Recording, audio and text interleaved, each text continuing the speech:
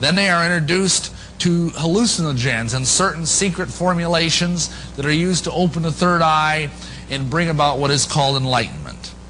Then they are taught the basic principles of occult Freemasonry, which is called archaeometry. And what, might you ask, is archaeometry?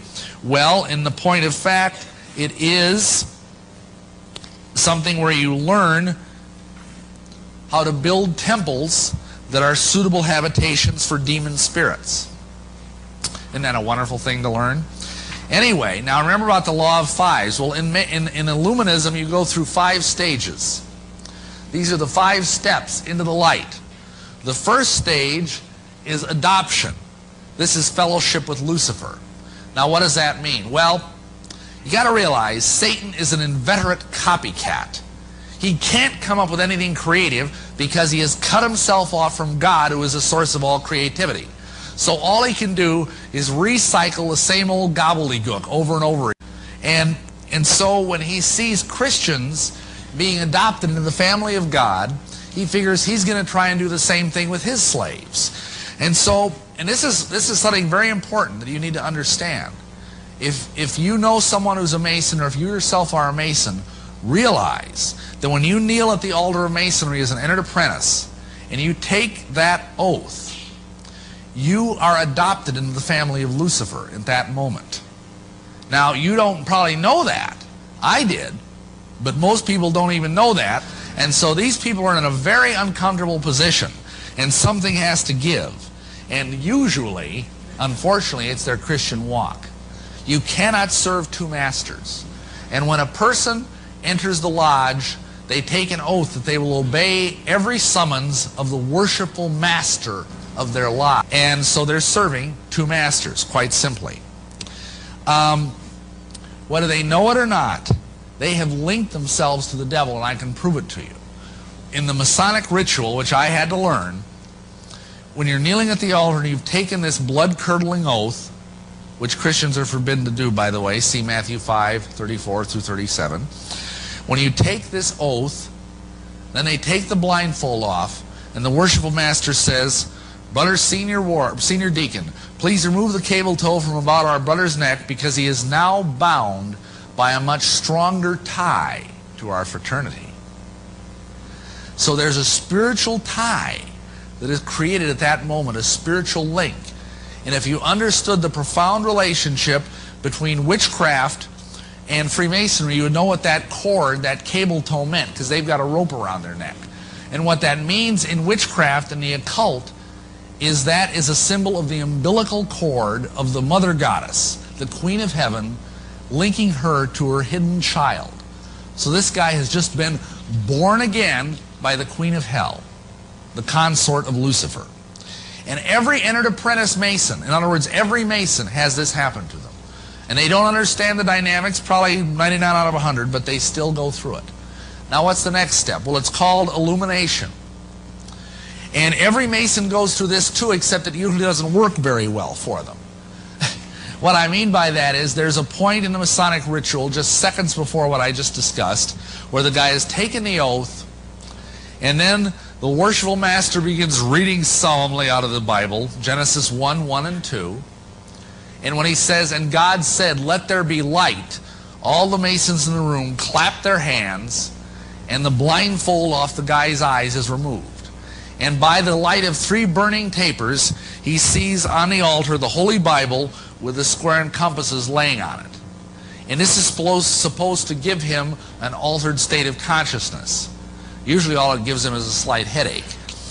Then later on he gets another conscience-raising experience, and this is 3rd degree. And in 3rd degree, he gets to play the part of the Christ of Masonry, which is a guy named Hiram Beef. He's blindfolded, dragged around the lodge, accosted at 3 separate times. The 3rd time, he's knocked on the head by a rubber setting maul, knocked head over heels into a trampoline, trundled about the lodge, buried under a bunch of rubble, and then raised from the dead by the strong grip of the lion's paw, and he learns the secret word of the Master Mason degree. And all of this is supposed to alter his consciousness. However, it doesn't usually do that much, unless they've also been doing the Illuminati exercises. And so what is involved there is that gradually you begin to open up your third eye. Now that might be an unfamiliar term to some of you, but the third eye in the occult is called the Ajna chakra. It's an energy center here, and if it's opened up, supposedly it gives you psychic powers. It gives you the ability to see auras. It gives you the ability to astrally project, to see the future, things like this. Of course, this is all demonic.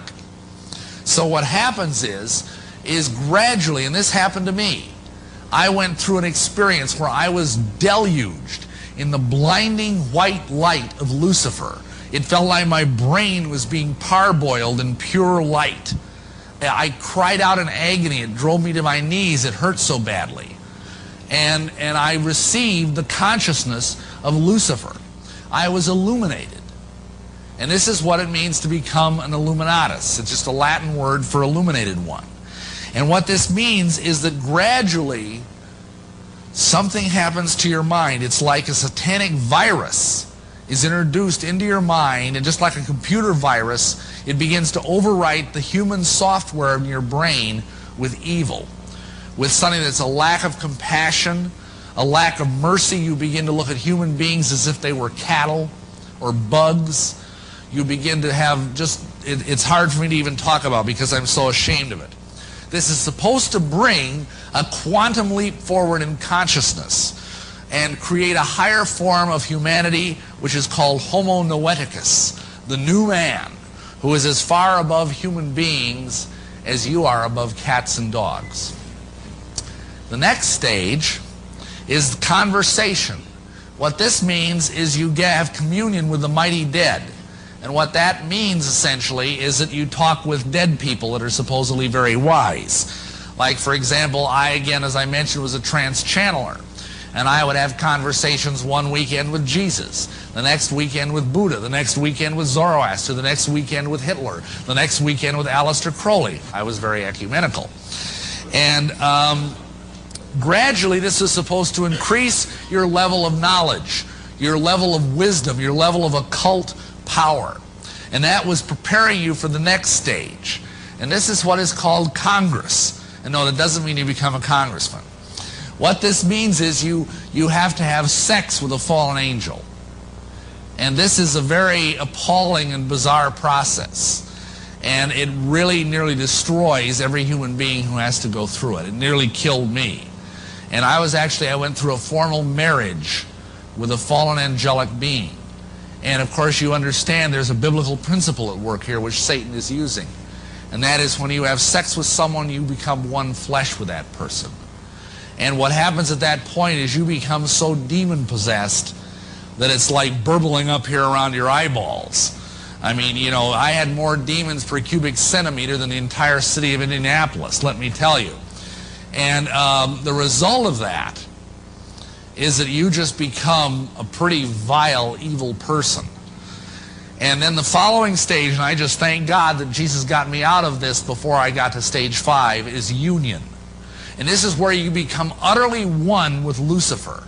You have so many demons inside of you that there ain't nobody home up here but the demons. And there are people like this walking around. I mean, you know, people like Adolf Hitler, people like Charles Manson.